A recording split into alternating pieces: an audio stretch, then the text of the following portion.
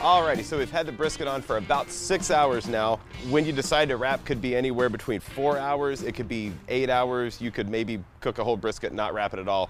Either way, you're looking for color and you're looking for how quickly the fat's rendering off and you're not burning it up. You don't want it to get crispy around the edges. You could wrap in paper, you could wrap in foil. Foil is called the Texas crutch. I don't do it, but if you're really in a pinch or if you were trying to cook a brisket maybe 6, 7, 8 hours, you know, real hot and fast, you might want to use foil.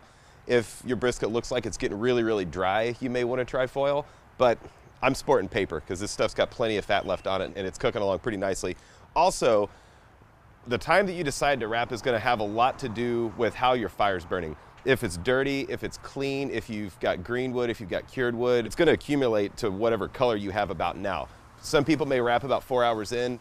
A lot of times I won't wrap at all. I could finish off a whole brisket in 12, 13 hours and not wrap it once until it's finished. But this one, for this episode, we're gonna wrap it. It's looking just about right. We've got the flat right here. It's kind of got a nice mahogany color. A lot of times these things will kind of pull up and it'll collect moisture right there. A lot of the fat will cook down, so you might end up with a light spot right there. If you do, it's okay. Got the flat right there, it's looking good, nice and pliable, not getting crusty. Got a nice bark forming right here. So I think it's about time to wrap this thing. Get my butcher paper situated.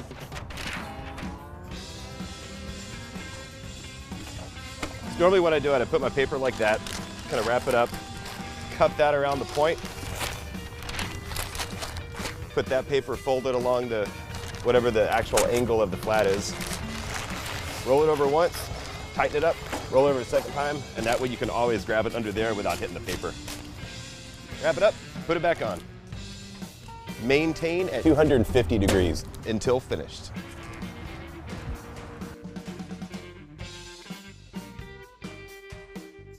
While we got our brisket cooking, we've got a lot of time on our hands. We're gonna come inside, make a barbecue sauce. There's two types of people in this world. One type thinks you need to have barbecue sauce, while the other side knows without a doubt that you absolutely do not have to have barbecue sauce, nor should you on a piece of barbecue if it's good enough.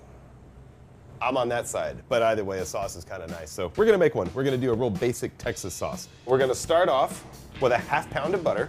Unwrap this little guy. We're gonna get it melting first in a stock pot that's already hot. Yeah. I prefer to use a stainless steel pot as opposed to aluminum. It's non-reactive, and there's a lot of acid in the vinegar, the lemons, the ketchup, all that stuff. So stick with a stainless steel pot. While the butter's melting, we're gonna chop up a little onion here.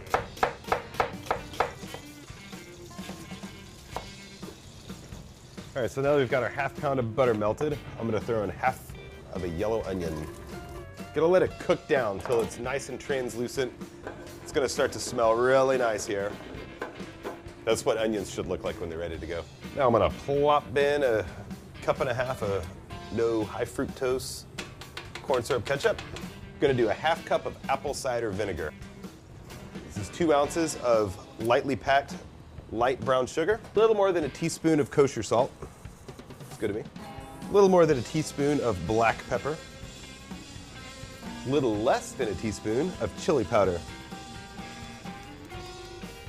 And a little less than a teaspoon of garlic powder. Half a lemon. That's a juicy lemon. Then we're gonna stir that up and use the largest whisk you can find.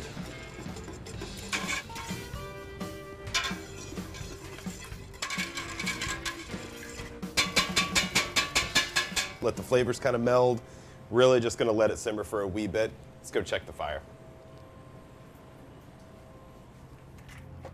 Boil away, boil away, boil away.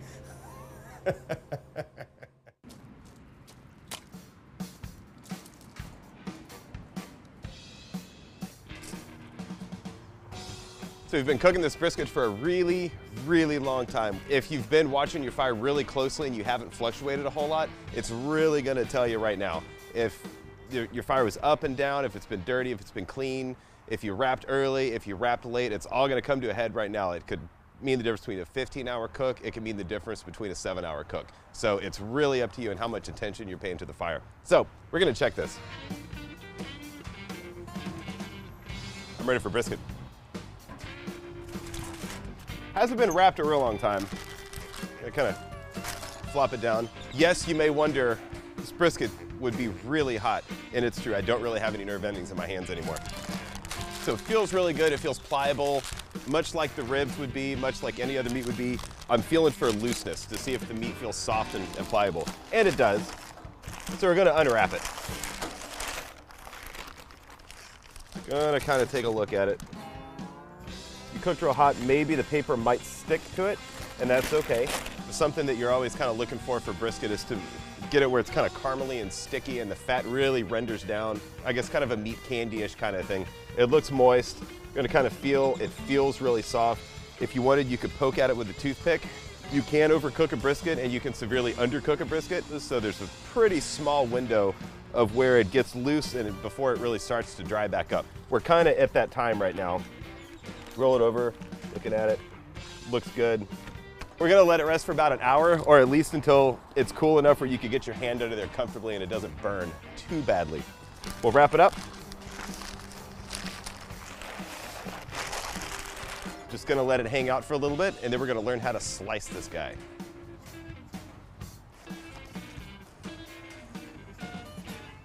So our brisket's rested for about an hour. It's ready to cut. I can touch it. It doesn't burn me delicate little hand. So we're gonna dig into this thing. Like we did when we trimmed it, this is the point, that's the fattier half. This is the flat, it's the lean half, and the decal is that fat band that runs through. So pretty much we're gonna trim up to here, and if you look at it, you can see where the fat and the lean part kind of split off as you jiggle it, and the line is right about there. We're gonna cut this way against the grain.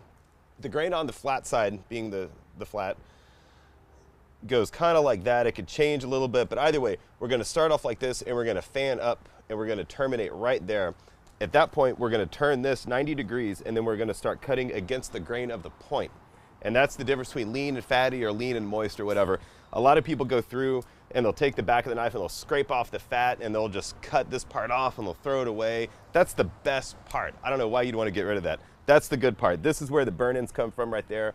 That's black gold right there. As usual, I prefer to use a 12-inch slicing knife. It's kind of a bread knife. It's not scalloped, it doesn't have the dimples, but it is serrated. I think this is a great knife. It's flat. We're gonna start cutting this thing. I like to cut it and I kind of hold it, and you never want to scrape off the fat or the bark. We work really, really hard to render fat, and we work really, really hard to keep a good bark, and I don't want to cut it off. It's the best part. And this, when you're cutting these, it's the end cut, but you can always tell that's what a brisket should look like. Should have a smoke ring like that, lots of black pepper, that Central Texas style. That's how we roll. The fat should hopefully be rendered off. It should be kind of sticky and kind of just caramely and a little sugary and kind of sweet. So that's a really good looking slice. It should look moist too. It shouldn't be tough. When you're looking for a brisket, it shouldn't fall under its own weight, but you should be able to pull it delicately. That's called the pull test. If you were judging barbecue at a competition, that's how you would judge it. We'll finish this up. Proper thickness for slices is the thickness of a pencil, about 3/16 to a 1/4 inch for lean. I think little pencil, big pencil. On the fatty slices, I like to go about 3/8 of an inch like a big pencil. And I still use those on a daily basis. If you go to a barbecue restaurant, a lot of times you'll get really paper thin slices. That's a great way to fake out a tough brisket. And sometimes you get really thick slices, and that's a great way to fake out a brisket that's overcooked and too tender. If it can't hold up on a 1/4 inch slice, it ain't right.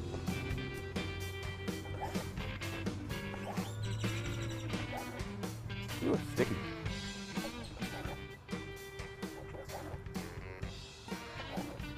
Cutting against the grain. And sometimes if you get something that's kind of charry, if it is cooked to tenderness, you may have a slight problem getting through it a little bit. One of the big things about a brisket is that it's a severely uneven cut. Some of it's fatty, some of it's lean, some of it's thick, some of it's thin. And the biggest challenge to cooking a brisket properly is to make the equal amount of tenderness all the way through. And that's really, really hard. I think that's probably what most people struggle with. Hopefully, this one turned out right. I think it's pretty close. Feels good. Don't be surprised if one part's a little more tender than another part, maybe. It's one of the things about low and slow. Keeping it all held together so it'll stay moist and won't oxidize on the edge of the slices. This is the fatty half, the point. You're gonna turn it 90 degrees, and I'm gonna cut right down the middle. And this, in my opinion, is the best looking part of any brisket, right there. And that's what it looks like when it's fatty. That's the decal right there. It's rendered pretty well. You're never gonna be able to get completely rid of it just because it's a huge band of fat. And if you got rid of that, you probably burned the rest of it pretty badly. I feel pretty good about that. That's more like a ribeye texture, which is my favorite part. And this is the bottom part of the flat that extends underneath the point. So that's still lean. And if you really wanted some lean brisket, that's where you'd go from it, because that's the leanest part of the whole brisket right there. We're gonna get to slicing this in big pencil style, about 3/8 inch slices.